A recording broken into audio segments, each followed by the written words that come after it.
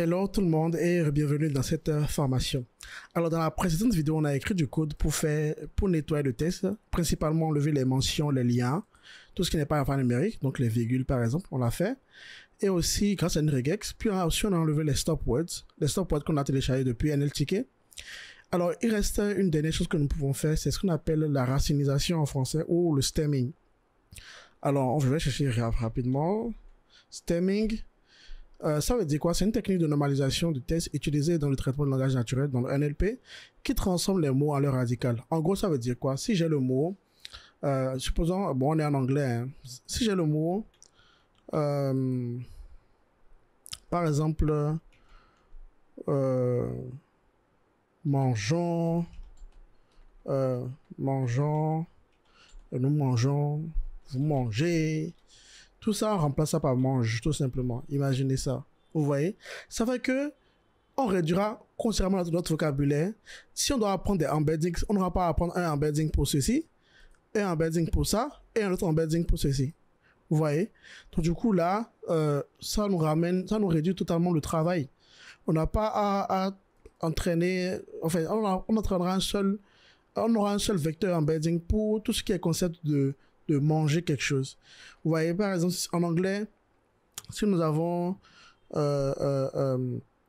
par exemple, cat. Donc, si je prends cat en anglais, qui se chat en anglais, donc même que ce soit plusieurs chats, on va remplacer ça par cat. La racine, vous voyez. Et voilà. Donc, c'est la racinisation, le stemming. Et on va l'appliquer ici rapidement, vous allez voir ce que ça donne, c'est simple. Pour le faire, il faut juste qu'on importe ici, from nltk.stem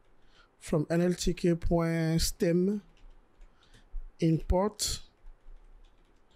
on va importer le snowball stemmer. Alors, on va voir ce qu'il y a à l'intérieur. Nous avons le snowball stemmer et les autres qu'on peut utiliser. Il y a aussi le Lancaster stemmer. Porter stemmer. Bon, je prends un au hasard un snowball stemmer. Une fois qu'on l'a importé, ce que nous allons faire, c'est que nous allons créer notre stemmer. Un stemmer qui sera snowball stemmer English. OK? Pour qu'on puisse savoir que c'est à l'anglais qu'on va appliquer tout ceci. English, voilà. Donc, maintenant, on peut donner des phrases à ce stemmer-là pour qu'il puisse les changer, des mots. Alors, regardez ceci. Si je fais stemmer.stem et je donne le mot cat. Regardez. Il va me retourner cat. Vous voyez? Donc, voilà, c'est un peu l'exemple. Donc, du coup, ce que nous allons faire, non seulement on fait... Vous voyez, au lieu d'envoyer directement, quand le mot n'est pas dans le stop, au lieu de l'envoyer directement à token, dans la liste token, on va faire une étape intermédiaire qu'on va appeler word stem, qui sera égal à stemmer.stem et on met le word à l'intérieur ici. Donc, word. Et donc, du coup, c'est word stem qu'on ajoute ici. Voilà, donc du coup, stop word and stem. Donc là, on va réexécuter ça ici pour voir ce qu'on obtient. Ouais, type learning, c'est devenu learn. Available, le able à quitter, c'est devenu avail. Wondering, donc c'est wonder, ok? Hello, wonder cool deep learn would avail. Alors ça réduit considérablement. Bon, il se peut qu'on perde des informations ici quand même, hein.